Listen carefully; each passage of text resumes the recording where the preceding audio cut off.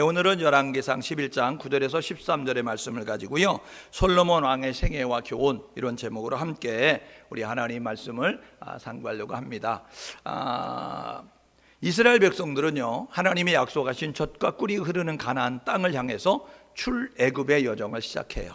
애굽에서 하나님의 은혜로 말미암아 이제 나오게 되어졌는데, 그래서 이제 하나님이 약속한 땅 가나안 땅을 정복을 하게 되어집니다. 애굽에서 이끌어냈던 그 지도자 모세가 죽고, 그 다음에 지도자 여호수아를 중심으로 해서 가나안 7족이 살고 있는 요단을 건너서 가나안 땅에 들어가서 정복 전쟁을 벌이죠.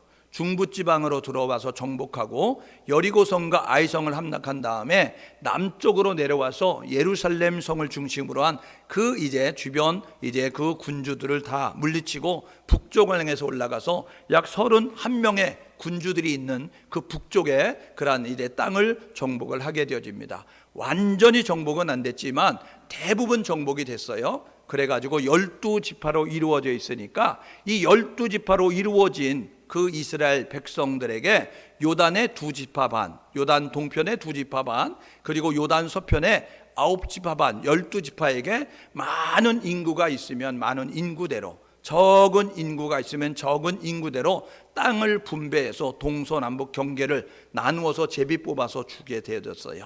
그래서 분배를 받고 거기에 거주하게 되어졌을 때 그들이 이제 하나님을 섬기는 모습을 가져야 되는데 하나님을 섬기지 않죠. 그래서 하나님께서 이제 어려울 때마다 평상시에 이제 그 왕과 같은 역할을 감당하는 지도자 역할을 감당하는 소사사 시대가 있었고, 또 하나님께서 타락하고 범죄하니까 이스라엘 백성들을 징계하셔서 주변 나라들의 고통과 괴로움에 처하게 만든 때가 있었어요. 그래서 그 이방 나라의 그러한 이제 압제에서 구원하는 역할을 감당하는 군대 장관 역할을 감당하는 그러한 사사들을 일으킬 때가 있었습니다.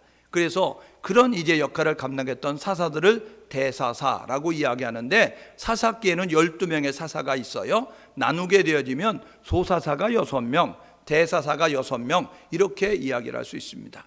이 사사 시대가 지나고 난 다음에 이제 엘리 제사장이 있었습니다. 엘리 제사장의 두 아들은 불량자다라고 그렇게 이야기합니다. 그러니까 엘리 제사장과 같은 거룩함을 잊지 아니하고 그들은 거룩을 상실한 모습을 가져서 하나님 이제 마음대로 섬기는 모습을 가졌고, 하나님의 말씀을 우습게 여기면 행동하는 모습을 가져요. 그 다음에 이제 그 엘리 제사장들 이제 뒤를 이어서 엘리 제사장의 아들들이 된 것이 아니고 사무엘이 이제 그 역할을 감당하게 되어졌습니다. 그런데 사무엘상 8장에도 보게 되어지니까 사무엘이 나이 많아 늙었는데 그의 아들들이 있었다는 거예요. 이 사무엘의 아들들도 역시 이제 뇌물을 받고 판결을 굽게 했다라고 이야기하고 있습니다. 하나님께서는 신신당부했거든요.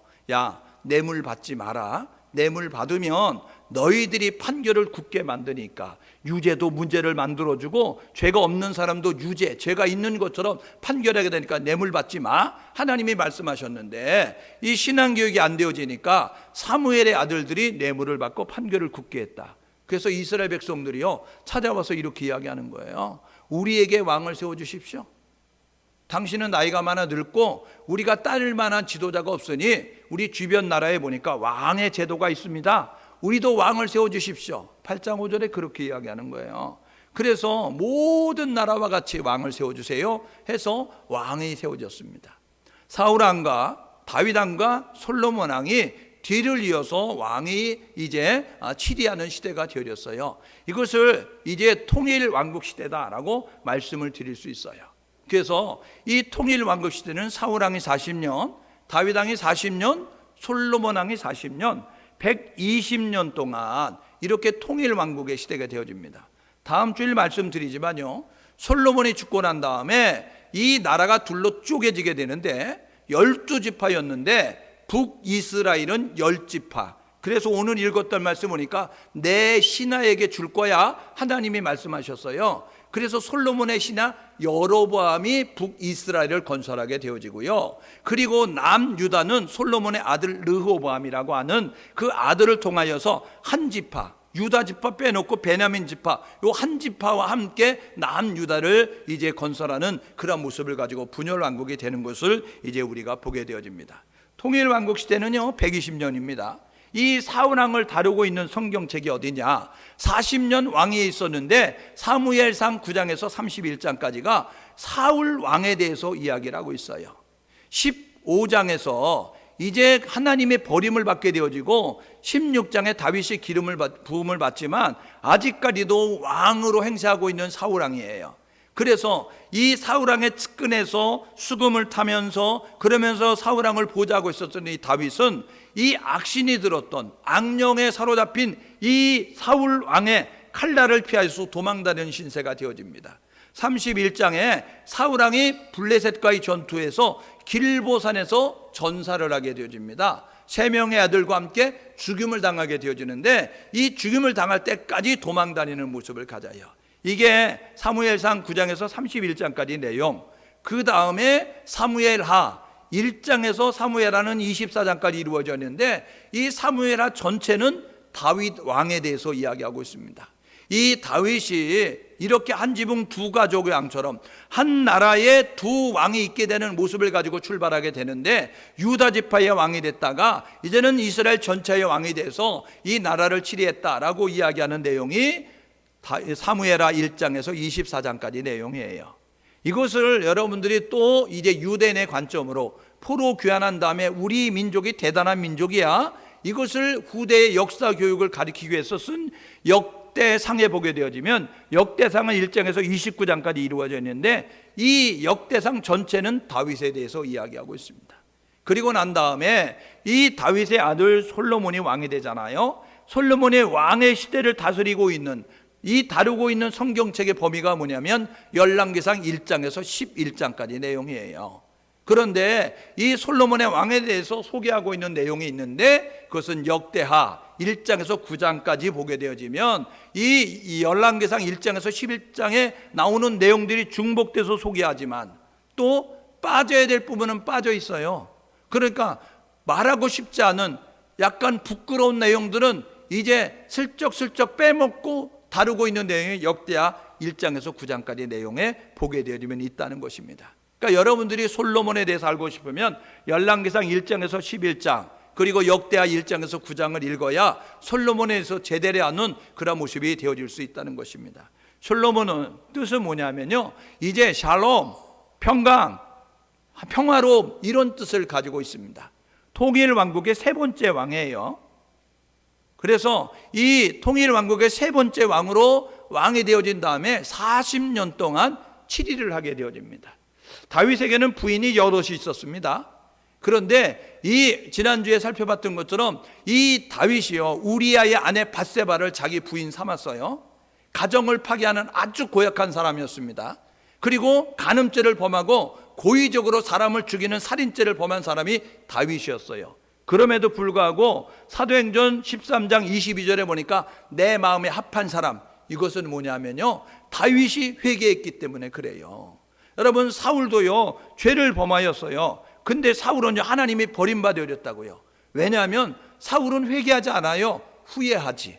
그리고 자기 체면만을 생각하지. 그런데 다윗은요 그 죄가 지적이 되어지니까 체면을 무시하고 체면을 내려놓고 그는 침상에 뜰 정도로다 하나님 앞에 눈물로 회개하는 모습을 가져서, 여러분 요한일서 1장 9절에 보니까 만일 우리가 우리 죄를 자백하면 저는 미쁘시고 의로우셔서 우리의 죄를 사하시고 우리를 모든 불의에서 깨끗게 하실 것이다 라고 말씀하고 있잖아요. 그러니까요 회개하면 사는 역사가 있게 되는 거예요. 후회하면 극단적인 선택을 하죠. 여러분 가룟 유다가요 후회하니까 목매달아 죽었어요. 여러분 베드로는요 다구름 소리 듣고 회개하게 되어지니까 예수님처럼 십자가에 거꾸로 달려 죽을 때까지 복음 전하는 사도의 길을 걷는 그런 모습이 되어졌음을 우리가 보게 되는 것입니다. 우리는 연약해요. 우리는 부족해요. 그래서 우리 실수할 수 있어요. 죄를 지을 수 있어요. 묵과하지 말고 그것 때문에 한탄하고 절망하지 말고 모든 죄를 도말하실 수 있는 하나님 앞에 우리를 위해서 십자가신 예수 그리스도의 보혈이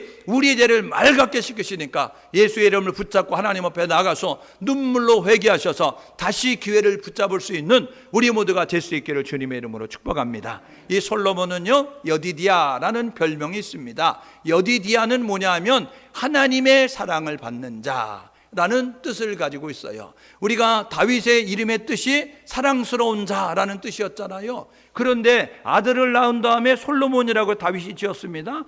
왜 솔로몬이라고 지었느냐면 하나님께 사랑받는 자가 되면 좋겠다, 하나님께 사랑받는 자가 되면 좋겠다 라는 이제 그러한 의미를 가지고, 그러한 바람을 가지고 여디디아라고 이렇게 이름이 불려지게 됐다는 것이죠. 여러분, 솔로몬 하면요 지혜의 왕입니다.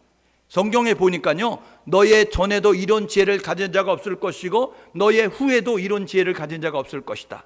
인류 역사가 종말을 맞이할 때까지 솔로몬과 같은 지혜를 가진 사람은 없습니다. 아무리 뛰어난 모습을 갖는다고 할지라도 솔로몬과 같은 지혜를 갖는 사람은 없어요. 왜냐하면 하나님은 인생이 아니기 때문에 말 실수하지 않아요. 하나님은 사람이 아니기 때문에 말을 변개하지 뒤집지 않는다는 거예요. 그러니까 너의 후에도 이런 왕이 없을 것이고 너의 전에도 이런 왕이 없어, 전무후무한 지혜의 왕이 될 거야. 그러니까 솔로몬 같은 지혜를 가진 사람은 역사가 끝나는 날까지 존재할 수 없다. 그러니까요, 엄청나게 지혜를 그렇게 하나님께 던집은 사람이 솔로몬이었어요. 그 솔로몬이 지은 것이요, 시가서에 보면 5권이 있습니다. 그런데 잠언, 전도서, 아가서는요 이 솔로몬이 지었습니다.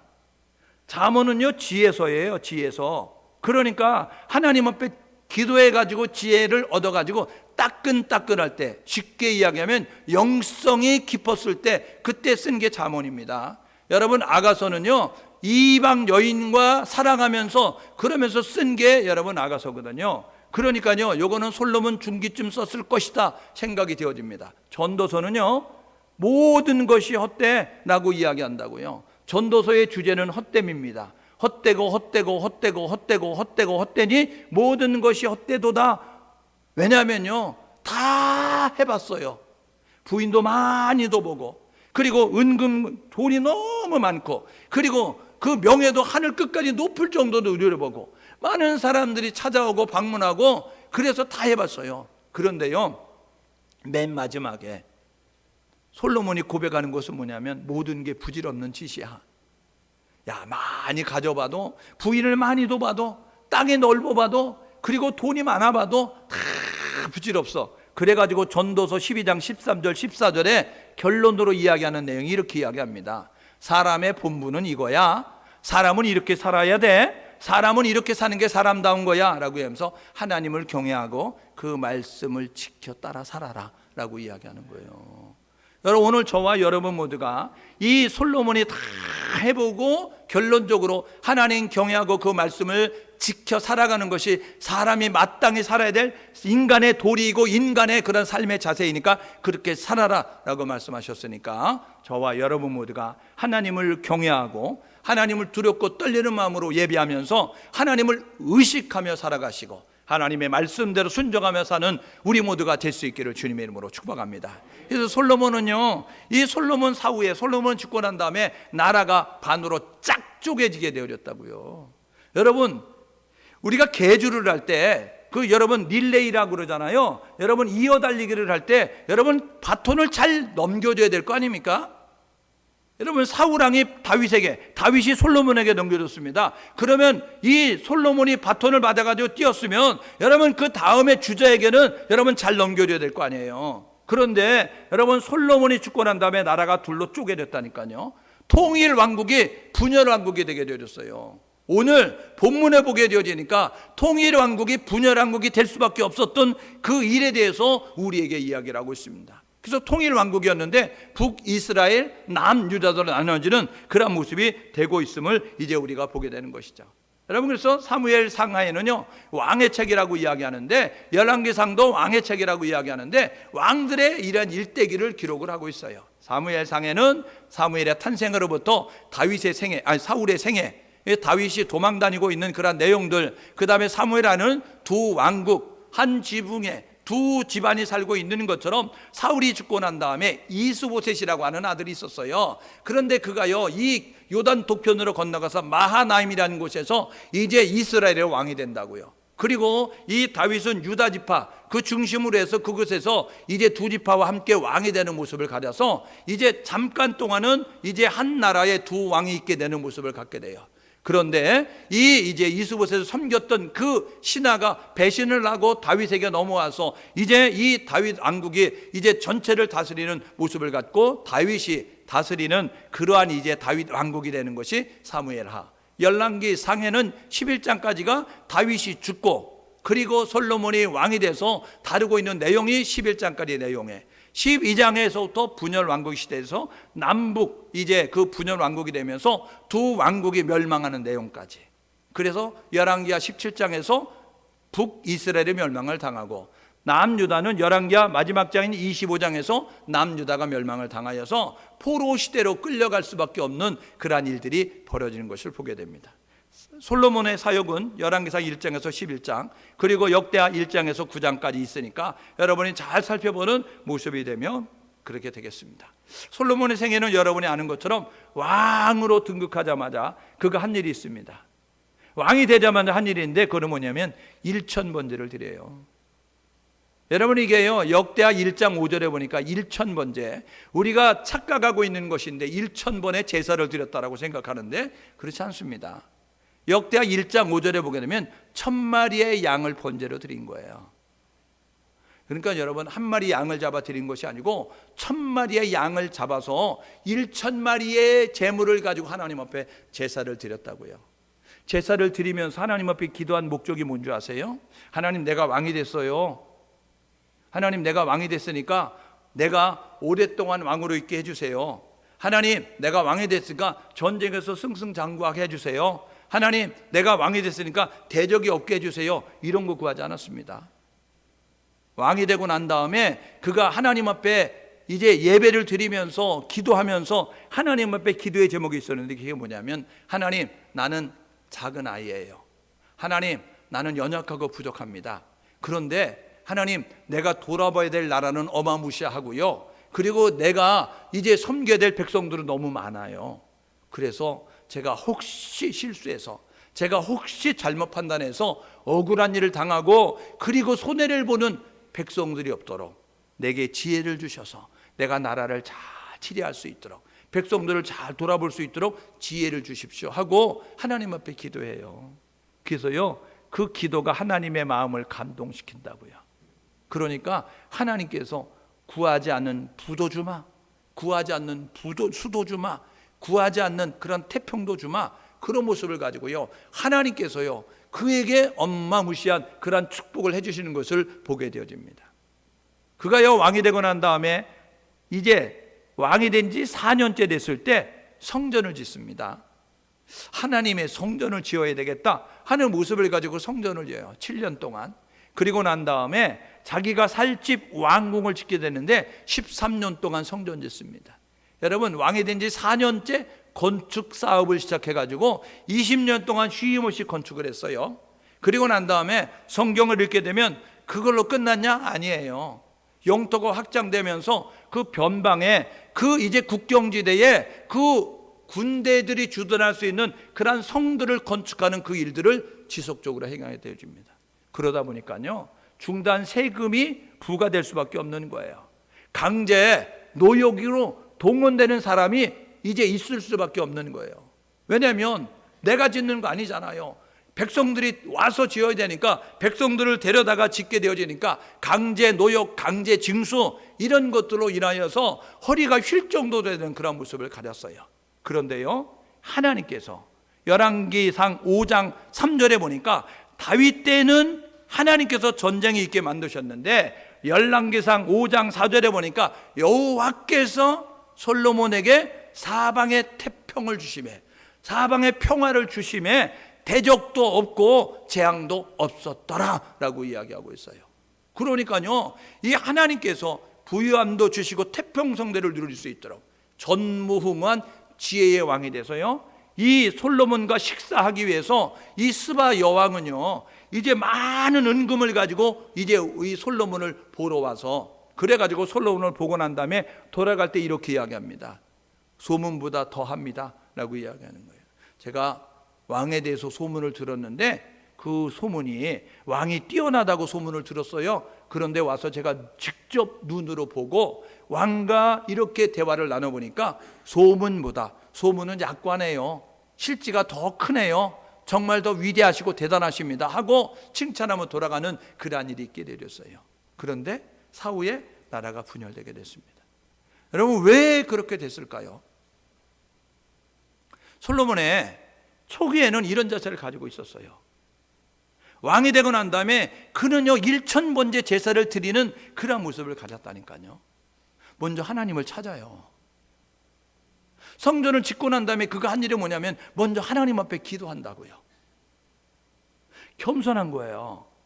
솔로몬이 왕이 되고 난 다음에 제일 먼저 한 일이 뭐냐면 하나님을 찾아요. 그리고 하나님 앞에 기도한다고요. 겸손한 모습을 가지고 있었어요. 그리고요 먼저 하나님을 생각하는 거예요. 먼저 하나님을 위해 행동하는 거예요. 여러분, 궁전이 필요하고 성전이 필요했어요. 많은 사람들은 어떻게 해요? 많은 사람들은, 저도 그럴 것 같아요. 저도 내가 살 집 먼저 만들고 그 다음에 내가 여력이 되고 내가 기운을 차리고 내가 힘이 있으면 하나님의 집을 멋지게 지리라라고 이야기하죠. 그냥 지리라라고 이야기하면 좀 약간 이양하니까 내가 멋지게 하나님을 지리라. 그런데 내 거 먼저 생각하잖아요. 그렇잖아요. 우선순위가 바뀌어서 내가 안정이 되고 내가 부자가 되고 내가 은퇴를 하고 내가 살 만큼 이제 여유가 있으면 그때 내가 하나님 앞에 멋지게 충성하리라 라고 이렇게 생각하잖아요. 근데요 여러분 보세요. 왕이 됐는데 여러분 왕궁을 짓는 것과 성전을 짓는 것 어느 것도 먼저 해야 될 것 같아요? 남의 일이니까 여러분들은 성전 먼저 지어야 된다고 생각할 거잖아요. 예? 내가 내 집 짓는 거 아니니까. 근데 많은 사람들은 내가 당사자가 되면 살 집을 먼저 져야죠 이렇게 생각한다고요. 그런데 솔로몬은요 성전을 먼저 졌다니까요. 궁전보다, 자기가 살 왕궁보다 여러분 하나님의 집을 먼저 짓는 그런 모습을 가지고 있었어요. 여러분, 예수님께서 마태복음 6장 33절 그렇게 이야기하죠. 무엇을 먹을까, 무엇을 마실까, 무엇을 입을까, 이방 사람들은 그것을 구하더라. 너희들도 그렇게 살아라 라고 말씀하지 아니하고요, 무엇을 먹을까, 무엇을 마실까, 무엇을 입을까, 이방 사람들이 구하는 것처럼 구하지 말고 너희는 우선적으로 하나님의 나라와 하나님의 의를 구하라. 그리하면 무엇을 먹을까, 무엇을 마실까, 무엇을 입을까 구하는 모든 것들을 하나님께서 너희에게 더하시리라 말씀하고 있어요. 오늘 예배하는 우리 모두가 해야 될 뭐냐면 우선순위 바로 해서 살아가는 우리 모두 될 수 있기를 주님의 이름으로 축복합니다. 쓰고 남은 것 가지고 와가지고 내게 있는 것 주께 드리니 받으소서 이야기하면 안 돼요. 여러분, 사울왕을 폐위하시고 다윗을 기름 부어 세우실 때에 하나님께서 사무엘에게 그렇게 이야기했다고요. 야, 이세 집안에 가서 내가 다음으로 예선한 왕에게 기름 부어 세워 이야기했어요. 근데요 사무엘이 이세 집안에 가가지고 나렙에 서 있는 그 아들들을 쫙 봤습니다. 엘리압을 보는 순간 얘구나, 하나님이 얘에게 기름 부으라는구나. 왜요? 용모가 준수했어요. 사무엘이요 그 영적인 사람이었는데 그의 눈에 볼 때도 와 괜찮다, 왕이 될 만한 인물이다 라는 모습을 기름 부으려고 하는 하나님 아니야 라고 이야기하는 거잖아요. 그 다음에 둘째에게도 기름 부으려 아니야 라고 이야기하잖아요. 여러분 7명이 있었는데 또 아무도 없는 거예요. 그래서 이 집안에 또 아들 없어요? 이야기하니까 아유 안 봐도 됩니다. 걔는 들판에 있는데요, 걔는 별 볼 일 없어요. 우리 막내인데요. 아유 그냥 이세가 그렇게 얘기했다니까요. 데리고 와. 그래가지고 데리고 와서 보니까 하나님이 걔다 기름 부어라 라고 이야기하는 거잖아요. 여러분, 사람은 외모로 사람을 보지만 하나님은 중심으로 사람을 보는 겁니다. 그러니까요 하나님이 보는 시각이 다르다는 거예요. 여러분, 저와 여러분 모두가 우선순위 바로 해서 사는 우리 모두 될 수 있기를 주님의 이름으로 축복합니다. 여러분, 그가요 자기가 왕이 됐으니까 자기가 주권적으로 판단하지 않았어요. 하나님의 지혜로 판단한다고요. 하나님이 주신 지혜를 가지고 판단하고 경청하고 그리고 이제 결정하는 모습을 가져서 오류를 범하지 않는 모습 가지고 행동했어요.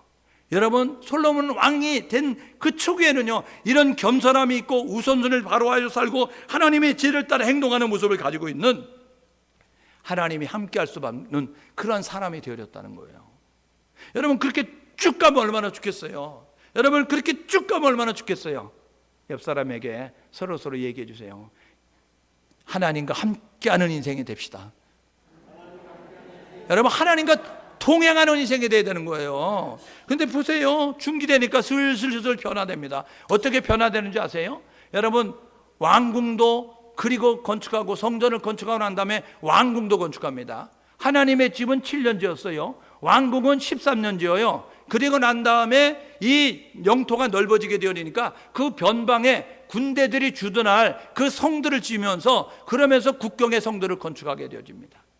돈이 있어야 되잖아요. 세금을 부과하는 거죠. 여러분 인력이 있어야 되잖아요. 강제 징집하는 모습을 갖게 되잖아요. 그래서 그런 일들이 있게 되어지는 거예요. 영토를 확장합니다. 솔로몬 때에 영토가 굉장히 넓어졌거든요. 이스라엘의 영토가 굉장히 넓어졌는데 그냥 우리나라 점령하세요, 우리나라 접사 이런 나라는 없습니다. 그러니까요 칼을 들고 창을 들고 가서 점령을 하게 되어졌는데 하나님이 함께 하심으로 말미암아 전쟁에 승승장구하게 되어졌어요. 전쟁을 해야 되니까 군사가 있어야 될 거 아니에요. 그래서 백성들을 징집해서 군사로 만들어서 전쟁을 통하여서 이스라엘 영토를 확장시켜가는 그런 모습을 갖게 되었어요. 그리고요 그가 한 일이 뭐냐면 3장에 보게 되면요 애굽의 바로의 딸을 아내로 맞이합니다. 왜냐하면 나라가 커지니까 이 나라를 어떻게 잘 지킬 수 있을까? 겸손하게 하나님 앞에, 하나님 내가 왕이에요, 하나님 제가 왕인데요 이 나라를 잘 다스릴 수 있도록 도와주세요 하고 겸손하게 기도했던 이 솔로몬이요 영토가 넓어지고요 그렇게 되어지니까 이 나라를 어떻게 안전하게 지킬 수 있을까? 그래서 생각해낸 것이 뭐냐면 그러면 세계의 최강국이 어디냐? 이집트구나, 애굽이구나. 애굽의 바로를 공주를 데려다가 자기 부인을 삼아 놓으면 장인이 설마니 사위 나라를 칠 거야? 이런 모습 가지고요 인간적인 꼼수를 가지고 인간적인 생각을 가지고 바로의 딸을 데려다가 공주 이제 자기 아내로 삼는 그 일을 시작하게 되어지는 거예요. 겸손했던 그가 하나님 앞에 묻지 않아요. 하나님의 지혜를 가지고 판단했던 그가 하나님의 지혜로 판단하지 않는 거예요. 인간적인 생각을 가지고 행동하는 모습을 갖기 시작하는 거예요. 그러면서 중기로부터 서서히 이제 타락의 길로 걸어가게 됩니다. 마지막 여러분 솔로몬 말기가 되어지니까 어떤 일이 벌어지냐면 여러분 11장 9절에 보게 되면 마음을 돌렸다라고 이야기하는 거예요. 부인을요 여러분 그들만 둔 게 아니에요. 보십시오. 오늘 보게 되어지니까요 뭐라고 이야기하냐면 11장 여러분 3절에 보면 왕이 부인이 있었는데 1000명이었다라고 이야기하는 거예요. 부인이 1000명이라니까요 후궁이 700명, 첩이 300명. 그런데요 보십시오. 그 사람들을 어디 데려왔냐면 바로의 딸 외에 11장 1절에 보니까 바로의 딸 외에 이방의 많은 여인을 사랑했는데 모압에서도 데려와, 암몬에서도 데려와, 에돔에서도 데려와, 시돈에서도 데려와, 햇사람에서도 데려와. 여러분 주변에 있는 나라들의 모든 공주라든지 아니면 여동생이라든지 아니면 누나라든지 이런 왕의 그런 관련된 모든 친인척들을 데려다가 자기 부인을 삼아가지고 그래가지고 그렇게 이제 자기 부인을 두는 모습을 가졌어요. 그런데요 보십시오. 하나님이 말씀하셨잖아요. 통혼하지 마라, 이방인들과 섞이지 마라 라고 이야기하는데 인간적인 생각을 가지고 그렇게 데려왔어요. 여자하고만 결혼하는 줄 알았는데요 여자가 올 때 여자만 오지 아니하고요 그들이 섬기는 제사장도 따라오고 그들이 섬기는 우상도 따라오게 된 거예요. 그러니까요 여러분 부인이 1000명이라니까요 그러니까요 왕이 한번 들어왔다가 여러분 순서대로 들어가도요 3년 있어야 왕이 다시 한번 자기 집에 들어오는 거예요. 자기 방에 들어오는 거예요. 그러니까 여자들이 그 긴 밥을 뭐 하겠어요? 그러니까 자기들이 섬기는 신에게 비나이다 하면서 여러분 그 우상들을 섬기는 그러한 일들이 있게 되어지는 거예요. 1년 365일 아닙니까? 여러분 그러면요 3년에 한 번 자기 차례가 오게 되어지니까 3년 동안 왕을 보고 나면 3년 동안 얼굴도 못 보고 혼자 독수공방하고 있어야 되는데 그 긴 밤 그러니까 우상을 섬기는 그 일을 행하면서 그런 일들을 행하면서 그러면서요 3절에 2절에 뭐랍니까? 마음을 돌려 그렇게 이야기하면서 왕의 마음을 돌아서게 하였다. 3절은 이야기하는 거잖아요. 마음을 하나님에게서 세상으로 돌리는 일들을 이방 여자들이 이방 부인들이 그 일을 행하게 되어진 거예요. 그런가 하면요 11장 9절에 보십시오. 하나님이 2번이나 꿈에 나타나셨어요. 그래야 1,000번제를 드릴 때 3장 5절에 9장 2절에 성전 짓고 난 다음에 하나님이 1,000번제 지을 때 성전 짓고 낙성식 했을 때 2번 나타나셨어요. 뭐라고 이야기하느냐면 너 나를 잘 예배하라, 너 내 말대로만 해라, 그러면 보장받는 인생이 될 거야 이야기했어요. 그런데요, 보십시오. 오늘 본문에 보게 되어지니까 9절에 내가 일찍이 2번이나 나타났는데, 그런데 내가 이 일에 대해서 명령하지 않았냐? 다른 신을 따르지 말라고, 그리고 명령을 지키라고. 그런데 너희 지금 다른 신을 따르는 거 아니야? 너 지금 하나님의 명령을 어기는 거 아니야? 하나님의 경고를 무시하는 거예요. 세 번째로는요, 11장 3절에 11장 10절에 있습니다.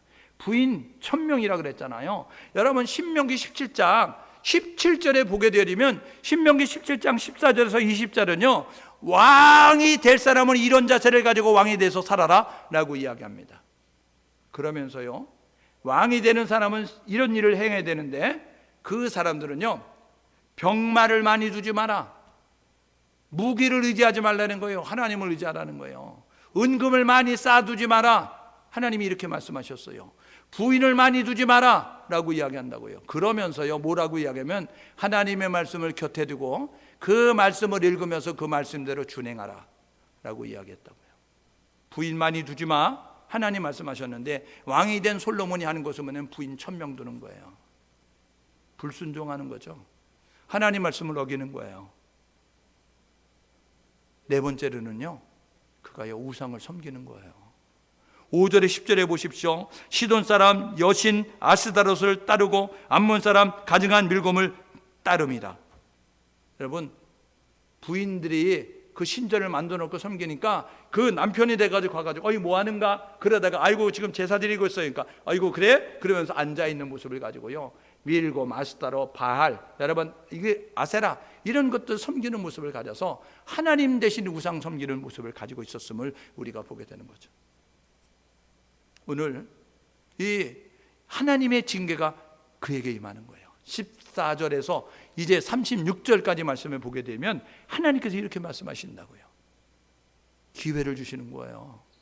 12절 13절에 보게 되니까 너 이렇게 다른 신을 섬기지 말, 따르지 말라고 했는데 따랐지, 하나님 명령대로 명령대로 살지 않았지 라고 이야기하면서 하나님께서 너 나라 분열된다라고 이야기하는 거예요. 그거는요, 기회를 주는 거예요. 너 그러면 맞는다, 때리고 싶어서 그러는 게 아니에요. 자녀가 잘못할 때 부모님들이 너 그러면 안 돼, 그러면 맞아 라고 때리고 싶어서 하는 게 아니고요, 멈추라는 거예요. 그런 행동 하지 말라는 거예요. 그럼 안 하면 되는 거거든요. 지금 솔로몬에게 이야기하는 거, 하나님이 너 이런 식으로 하면, 이렇게 살아가면 너 죽고 나면 나라가 반으로 쪼개질 거야. 신하들이 반란을 일으켜가지고 그래가지고 나라를 세울 것이고 너의 아들은 별 볼 일 없는 나라로 그렇게 명맥을 유지하게 될 거야, 이렇게 이야기해요. 그러면요, 그것을 들으면 그가요 회개해야 되는 거예요. 그가요 순수한 믿음으로 돌아가야 되는 거예요. 내가 타락했구나, 내가 범죄했구나, 하나님을 잊었구나, 하나님을 예배하겠습니다, 하나님 말씀대로 살겠습니다, 살려주십시오, 도와주십시오, 하나님 불쌍히 여겨주시고 하나님 회복시켜달라고, 하나님 그 징계, 그 계획된 것을 처리해달라고, 그런 모습을 가지고 기도해야 되는데 그렇지 않아요. 솔로몬이 깨닫도록 사람 막대기로, 인간 채찍으로 사용하시는 거죠. 사무엘하 7장 14절에 보게 되니까요, 어떤 일들이 벌어지냐면 이런 일이 벌어지는 거예요. 에돔 사람 하닷이 대적이 됩니다. 에돔 나라가 반기를 드는 거예요. 그리고 수리아 왕 르손이 반기를 드는 거예요. 그리고 신하 여로보암이 반기를 들고 이제 솔로몬을 대적하는 일들이 벌어졌습니다. 여러분, 에돔이나 시리아나, 여러분 여로보암은요 솔로몬에게 반기를 들 수 있는 힘이 없었어요. 그런데 그 힘이 하나님께서 주심으로 말미암아 반기를 들 수 있는 그러한 힘이 그들에게 주어졌다고요. 하나님께서요 반기를 들 수 없는 그들이 반기를 들고 이 솔로몬을 대적하면서 솔로몬과 맞서 싸우는 그러한 일을 통해서 솔로몬의 나라를 괴롭히는 그러한 일들을 행하게 되느니, 11장 4절에 14절에 11장 23절에 11장 26절에 보게 되니까 이런 대적들이 일어나서 너를 괴롭힐 거야 라고 이야기하는 거죠. 여러분, 솔로몬 왕이 우리에게 주는 교훈이 뭘까? 솔로몬은 왕의 생애를 통해서 우리가 결단해야 될 것이 무엇일까? 첫 번째는 뭐냐면요, 여러분 끝까지 겸손할 수 있기를 주님의 이름으로 축복합니다. 초심을 잃어버리지 마십시오. 주를 처음 만난 날 그 감격을 잃어버리지 않는 우리 모두가 될 수 있기를 주님의 이름으로 축복합니다. 여러분, 주를 처음 만난 날, 성령 받은 날, 내가 죄인임이 깨달아진 날, 여러분 하나님의 은혜를 경험한 날, 그날을 잊지 않아야 돼요. 그런데요, 우리가요, 하나님을 만난 날, 성령 받은 날, 죄인임이 깨달아진 날, 죄로 인하여 죽을 수밖에 없는데 하나님의 은혜가 너무나 크고 막중하다. 하나님의 사랑을 하늘을 두루마리 삼고 바다를 먹는 사람 다 기록할 수 없는 그 큰 사랑을 입었다라고 생각되어질 때에 우리가 얼마나 겸손했어요. 그런데 그것이 익숙해지면서 시간이 흘러가면서 그 감격은 흐려지고 약해지고 지워지고, 그리고 우리 안에 몽실몽실 싹트기 시작하면서 자라는 것이 있었는데 뭐냐면, 이쯤 되면 내가 대접을 받아야지, 이쯤 되면 내가 인정을 받아야지, 이쯤 되면 칭찬 들어야 되는 거 아니야, 이런 모습 가지고 있었다고요. 여러분, 처음에는요 칭찬이 뭡니까? 여러분, 처음에는요 대접이 뭡니까? 처음에는요 구원해 주신 것만도 감사하는 모습을 가졌는데, 여러분 신앙생활하면서 어느 순간부터인가 대접해 주지 않으면 여러분 실쭉빌쭉하고요, 여러분 어느 순간부터 인정해 주지 않으면 교회가 여기뿐이야, 다른 교회 갈켜 하는 모습 가지고요 다른 교회로 가든지, 아니면 나를 무시하는구나, 그리고 교회도 안 나오면서 난 교회 안 나갈켜 하는 모습 가지고 있어요. 교회를 누구 때문에 나오는 거예요? 여러분, 하나님의 은혜가 감사해서 하나님 앞에 고마운 마음 가지고, 죄인된 나를 살려주니까 감사한 마음 가지고 하나님 앞에 예배하는 거 아니에요? 여러분, 끝까지 겸손할 수 있기를 주님의 이름으로 축복합니다. 그래서 성 어거스틴은 그렇게 했어요. 그리스도인의 3대 덕목이 있다고요. 3대 덕목. 제자들이 와서 물어보는 거예요. 스승님, 그리스도인이 덕목이 있는데 그게 뭐예요? 그 덕목이 뭐니까? 3가지가 있어. 첫 번째가 뭐냐면 겸손이다. 겸손이군요. 두 번째가 있어. 뭐예요? 겸손이다. 겸손입니다. 세 번째가 있어. 뭐냐? 겸손이라는 거예요. 여러분, 끝까지 겸손할 수 있기를 주님의 이름으로 축복합니다. 여러분, 잠언 16장 18절, 교만은 패하고 망하는 길의 비결입니다. 패하고 망하는 데 지름길이에요.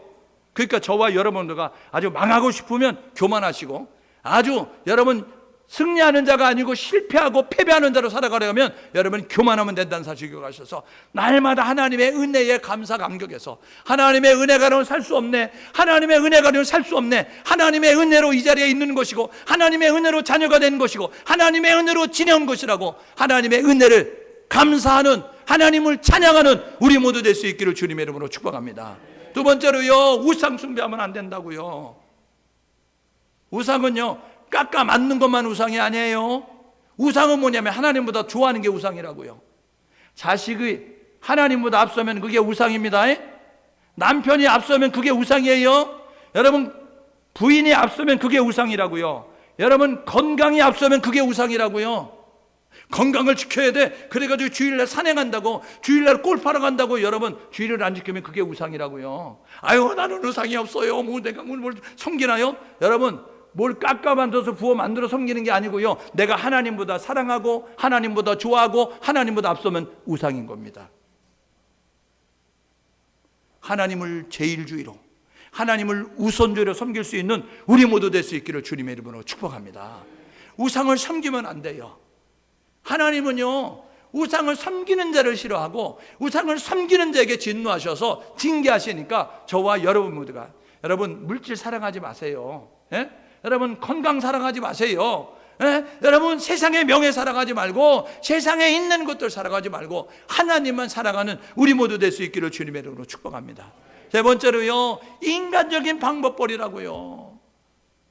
여러분, 우리의 머리를 가지고 여러분 굴려가지고 어떻게 해야 될까, 이런 생각하지 말라고요. 인간 계산기들을 이기면서 이익이 되나, 내게 이익이 있는가 계산하면서 이익이 되면 하고 이익이 안 되면 안 하는 모습 가지 말고, 여러분 잔머리 굴리지 않는 우리 모두 될 수 있기를 주님으로 축복합니다. 하나님은 누구를 좋아하시냐면요, 단순한 사람 좋아해요. 여러분 머리 많이 쓰면요 머리 빠집니다. 그러니까 여러분 그냥 단순하게 사세요. 요즘은요 여러분 자꾸 사회가 이렇게 되면서 세상은 자꾸 심플해지기를 원하는 거예요. 복잡하지 말고 단순하자, 심플하게 되기를 원하고 있다고요. 하나님은요 복잡한 사람 안 써요. 하나님은요 그냥 단순한 사람, 단무지와 같이 단순 무식하고 여러분 그런 모습 가지고 하나님만 바라보는 사람, 그 사람을 기뻐하신다는 거죠. 열왕기상 9장 4절에 보니까요 마음을 온전히 해서 하나님을 섬기는 우리 모두 될 수 있기를 주님의 이름으로 축복합니다. 나누어지면 안 돼요. 나누어지면 하나님을 섬기고 세상을 섬기고 하나님을 사랑하고 세상을 사랑하고 이러면 안 된다고요. 여러분 하나님 앞에서 신전의식을 가지고 살아가는 우리 모두 될 수 있기를 주님의 이름으로 축복합니다. 경외한다는 것은 두렵고 떨리는 마음으로 하나님을 섬기는 것이고, 경외한다는 것은 신전의식을 가지고 살아가는 거예요. 믿음의 성도들이요, 오늘 예배하는 우리 교회 모든 성도들이 기억할 것은 뭐냐면 나는 하나님 앞에 서 있다는 의식을 가지고 살 수 있기를 주님의 이름으로 축복합니다. 우리가 하나님 앞에서 행한다는 사실을 기억하셔서 하나님 앞에서 말하는 것이고 하나님 앞에서 행동하는 것이고 하나님 앞에서 우리가 지금 이제 모든 것들을 결정하고 있다는 사실을 기억하십시오. 우리의 여러분 모든 것을 아시는 하나님. 사람이 청진기로, 의사가 청진기로 병을 진단하잖아요. 근데 청진기로 진단하는데 그게 안 되면 뭐라 그래요? 잘 모를 때가 있잖아요. 의사들도 청진기로 잘 구분이 안 될 때, 그러면 뭐라 그래요? 아이고 한번 엑스레이 찍어보게요. 이렇게 엑스레이 찍어요. 아이고 한번 CT 찍어보게요. 아이고 MRI 찍어보게요. 이야기한다고요. 머리가 너무 아파요. 그러면요 의사가요 검진을 하잖아요. 왜 머리가 아플까요? 뭐 이러다가 안 되게 되면 그럼 MRI 한번 찍어봐요. CT 한번 찍어봐요. 엑스레이 한번 찍어봐요. 이렇게 한다고요. 왜요? 내가 육안으로 잘 판단이 안 될 때 그때의 정확한 기계를 가지고 보는 거예요. 여러분 하나님은요 우리의 마음을 MRI보다, 여러분 CT보다, 여러분 엑스레이보다 하나님은 더 정확하게 우리의 마음을 팍 찍어요. 우리가요 겉으로 볼 때 안 보이는 것도 딱 찍으면 나오잖아요. 여기 막혔네요. 여기가 이렇게 부러졌군요. 알 수 있는 것처럼 하나님의 그 엑스레이에 딱 찍히면요 우리의 모든 것들이 다 드러난다고요. 그러니까 저와 여러분 모두가 신전의식을 가지고 하나님 앞에는 속일 것이 없다, 하나님 앞에는 절대로 하나님은 속아 넘어가지 않는다 생각을 하시고, 저와 여러분 모두가 자백하는, 자백은 뭐냐면 스스로 고백하는 거예요. 스스로 자백하시라니까요. 여러분 그 증거를 가지고 디리매로 가지고 여러분 그러면 가중처벌 받죠. 근데 자백하면요 여러분 감경될 수 있어요. 감형될 수 있어요. 그러니까 여러분들이 하나님 앞에 저는 죄인입니다 이렇게 순순히 부는 게 신상에 좋다는 사실을 기억하셔서, 내가 무슨 일을 졌어요? 이런 모습 가지고요 디리매요 제발 대봐요 뭐 잘못했는지 그런 모습 하지 마세요. 여러분의 죄는 무수히 많아요. 어마무시하게 많다고요. 저도요 하나님의 은혜가 아니면 살 수 없잖아요. 그러니까 저와 여러분 모두가 하나님의 말씀에 순종하셔서 끝까지 순종하시고 충성하는 모습 가지고 살아가는 우리 모두가 될 수 있기를 주님의 이름으로 축복합니다. 솔로몬의 생애를 통해서 우리가 이런 삶을 살아가실 때 솔로몬이 겪었던 그 어려움을 겪지 아니하고 그 불편함을 겪지 아니하고 그 비극적인 그런 일들이 나타나지 아니하고 우리 생명 다하는 그날까지 하나님의 함께하심, 하나님의 역사하심, 그리고 하나님의 축복하심을 경험하는 우리 모두가 될 수 있는 그런 삶을 살 수 있기를 주님의 이름으로 축복합니다. 시간에 우리 함께 찬양 부르고 기도하기 원합니다. 하늘의 문을 여소서 임재, 우리 찬양 드리고 기도하겠습니다.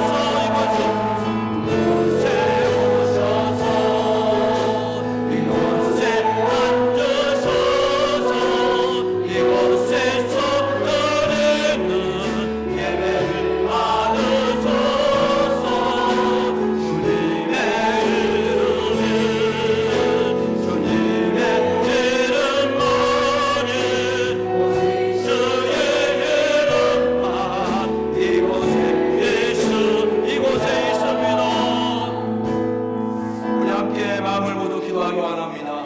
하나님, 주님의 임재가 있는 삶이 될 수 있도록 인도하여 주옵소서.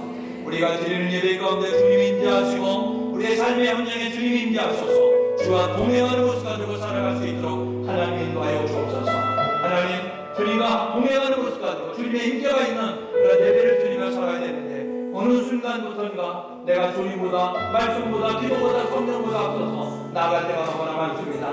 연약함 부족함 하나님 치유하시고 하나님 도마시켜 주셔서 온전히 주와 동행하는 삶이 될 수 있도록 인도하여 주옵소서. 우리의 삶을 돌아보며 하나님 앞에 간절함으로 하나님 앞에 기도드리겠습니다.